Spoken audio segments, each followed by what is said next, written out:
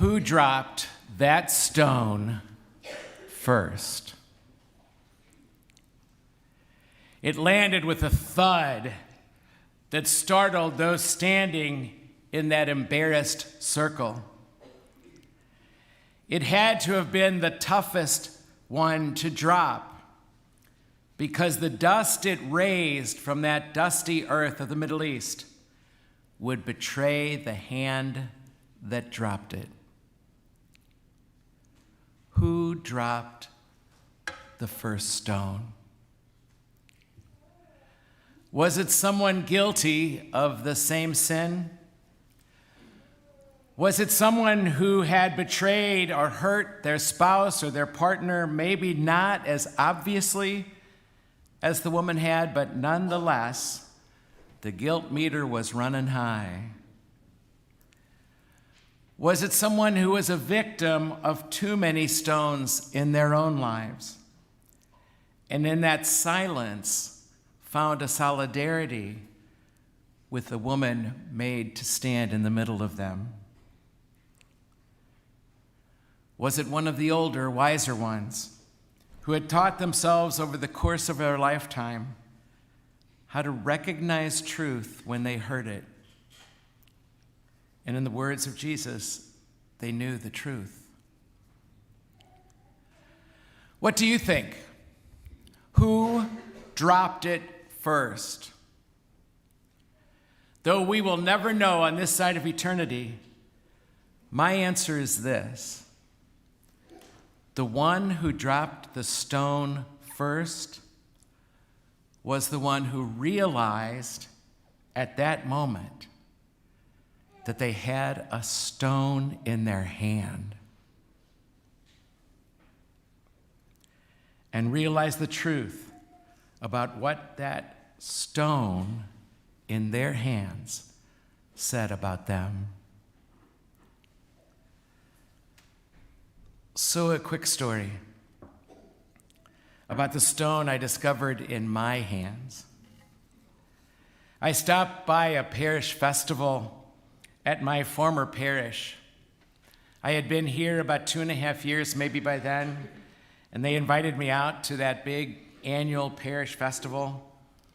And I went out there, and about 8 people in a row asked me, "How do you like the Newman Center?" I looked down after that 8th person maybe in a row. I looked down and I found my hand had balled itself into a fist. Whoa, what's that doing there? Did you see that one coming? I loved this new community that I had been assigned to. I loved it very much, said the voice in my head. And yet there it was, that fist.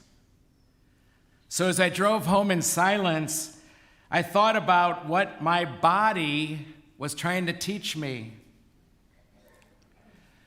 Pretty quickly, I realized that the stone I was holding in a grip of my hand was resentment. Resentment that day. Really, resentment? I thought to myself. Part of me resisting even thinking about it?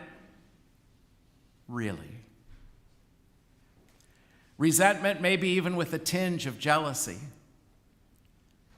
I resented that I had been here for about 2.5 years. And by then, I thought I would know the name of all of our students.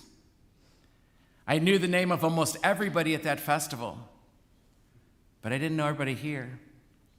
And I resented how hard that is for me to start over again. I resented the constant flooding that was happening around the CSC. It seemed like all the time. We were always having floods. I swear we have water demons in this building. One was getting a call, and I don't remember, it was a weekend sometime. I got a call that somebody said, "Hey, there's water gushing down from the 2nd floor of the house to the kitchen of the house, and it looks like a pipe broke." And it's like, oh my gosh. It's like, and that was just one of many. These windows over here, the windows in the library over there, the roof. I mean, we've had all these water issues, even so much so that when they designed the parking lot in those days, we've had it redone, but It was one of those water things that holds water, to keep it from rushing into the street. And so some of you are probably aware of this. So every time it flooded, every time we had heavy rain, it became a lake. Lake Newman, we used to call it. We have a picture of Sister Linda sitting in a canoe out there on this lake. It's true. And the only way to let the water out, for this Mass actually, so that the parking lot would be usable by you all on a weekend, was for the director, the only one here. There's somebody who found that flood coming down from the second floor. Whew. Anyway, I'd have to go out there and reach my dainty little hands into this city sewer and pull up this thing like a stopper, like in the back of a toilet, to pull it up so that it would drain. It was designed, I didn't even know that then, but it was designed to hold the water, to retain the water so it wouldn't rush out. But that was so icky. That was so icky to do. I resented that we had these little burglaries every once in a while, especially in those early years. And one time, it was the middle of the day, bright sunny day like this. The house was full of students and staff. Everybody was here. Some dude walked in the middle of the day, walked down to the hall, walked into the kitchen, tore out all the copper tubing, walked out with the copper tubing through everybody. Everybody's way too nice here. They just kept giving this guy the benefit of the doubt, I think. But anyway, when he tore out the tubing, there was another flood. The water was just gushing over the whole hall. We've changed the tile down there so many times you wouldn't even believe it. Parishes almost always have somebody to do those kinds of things, but we didn't, especially in those days. Parishes more or less have the money to do stuff like that. We didn't. We didn't have hardly any money in savings to take care of those things. And so I resented that. I resented the burden of having to do that, and I was so new here, I didn't know who could help us and who couldn't, and so many have since then. And I resent the goodbyes of this place. This is one thing that marks this ministry more than any priest I know, is the amount of goodbyes that come every year after investing our hearts into our students, and then they just go, and it's just excruciating sometimes. So I resented that too. These people were all there. They were there for 10 years. They were there 30 years. And I go back, and they're all still there. Those goodbyes got to be really hard, too. And one other thing I resented, and I still resent, actually, is I don't understand a university. I just have been here all this time, and I don't know how they work. There's a bureaucracy over there, a hierarchy that I've never figured out. I didn't know what a provost was then, and I don't know here 30 years later what a provost is.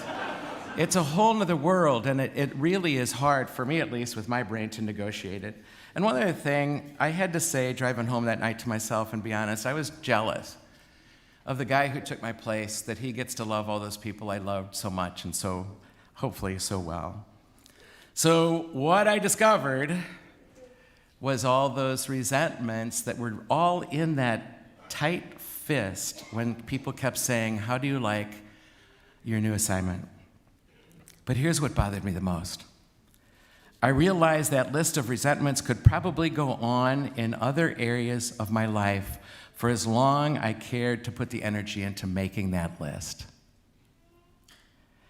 How did I give away that much power in my life to that subtle demon of what used to be, even as I love what is? That was the first graced moment, realizing that I even had a rock in my hand. But the second grace moment on that car ride home, nearly as quickly as it took to name those resentments, came the conviction that I did not want that stone in my hand. I see it there, I feel it there, I don't want it there anymore. I didn't want it there because it said so much more about me than it ever does about the person I resent or the situation I resent or God and God's goodness to me. So as long as I held onto that stone, Gary Brown was trapped by what that stone said about me. And the only way to be free would be to let go of that stone. That's who dropped the first stone in that gospel story.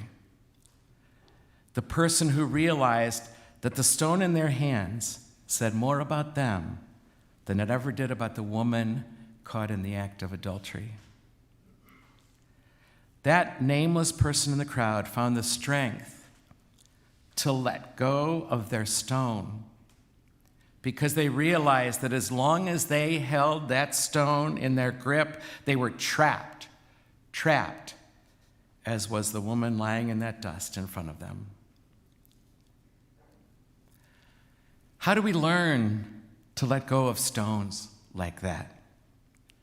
How do you let go of stones of resentment or anger or jealousy or judgment or bitterness or whatever it is you have your hand so tightly wrapped around? It starts, I think, by realizing that you have one in your hand in the first place.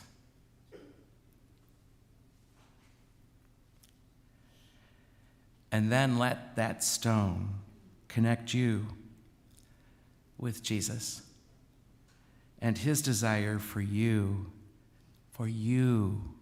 who grip that stone, for you. You see, Jesus wanted freedom. He wanted freedom not just for the woman caught in the act of adultery, lying there in the dust. He wanted freedom for her with all of his mind, heart, soul, and body. But for all who held the stones, he wanted freedom for them too from these rocks. And so he asked the woman with sadness in his voice, "Where did they all go? I wanted them to stand with you. I wanted them to be free of their stones and their judgments. I wanted life for them too." And my friends, that's still his desire for us, for you and for me. Who dropped the stone first? This week, with God's grace, let it be you. Let it be me.